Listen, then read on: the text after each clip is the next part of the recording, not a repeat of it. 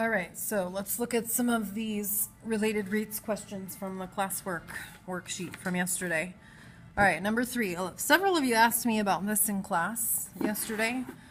Excuse me. It's talking about water leaking out of this square inverted pyramid. So if water's leaking out, then the volume is decreasing. Think about that for a second. Water's going out, the volume is decreasing, so the rate of change is negative. Okay. It also tells me that the height is 1/2 the edge length of the edge of the base. Don't worry about this yet, we're not there.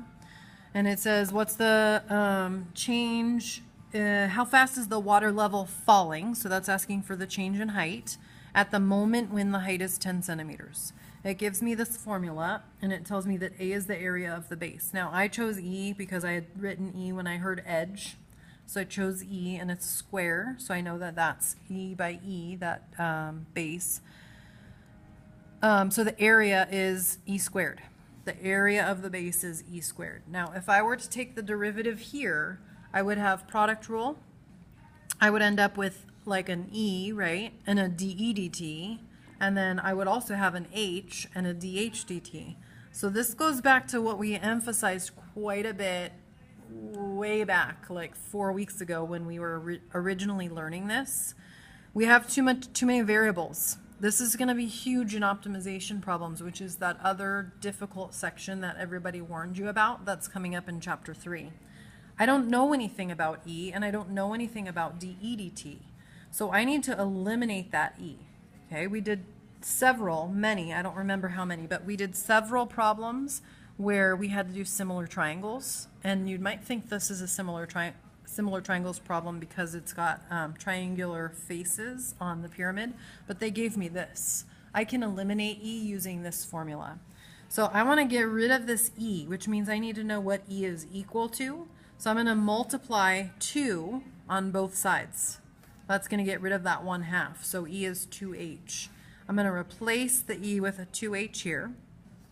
So the 1/3 stays the same. It's still squared, but now it's 2H squared instead of E, and then the H stays the same. When I simplify this, that's going to become a 4, right? Squaring it. So 4/3, and then H squared times H is H to the 3rd. Now all I have is H, and when I take the derivative, all I have is H and dH dt, and that's exactly what the question is asking. So when I take the derivative of this, I use power rule, chain rule, because H is something that's changing. And then it's just a matter of plugging in. They told me dV dt was negative 100. They told me that H was 10, and I can solve for dH dt. And I get negative 1/4. So statement, at the moment when the height is 10 centimeters, the height is decreasing, right? Negative. Decreasing at a rate of 1/4 centimeter per minute. Height would be measured in centimeters, not cubic centimeters or anything else. Height is measured in centimeters, so that's why it's centimeters per minute. Okay, so that's number 3. And then this is the free response question, which maybe you haven't done yet, so maybe I'm giving you a free answer here. It's talking about oil leaking from a pipeline onto a lake. The volume increases, so that's positive 2,000 cubic centimeters per minute. The oil slick takes the form of a right circular cylinder with both its radius and height changing with time. So both of those things are changing, and they give me the volume formula.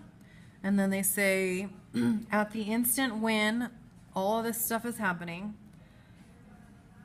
what is the rate of change of the height? So it's asking for dH dt. So at the instant when all of this stuff is happening, okay? So if you look at this formula, just like the last one, if I take the derivative, I'm going to have an R and a dr dt and an H and a dH dt because I'm going to need product rule. But that's okay in this case because look at all this stuff that they're giving me. They're giving me R and H and dr dt, and they're asking me about dH dt. So I don't need to do any kind of substituting in this problem. So this is derivative of the formula. Leave the first alone, pi r squared.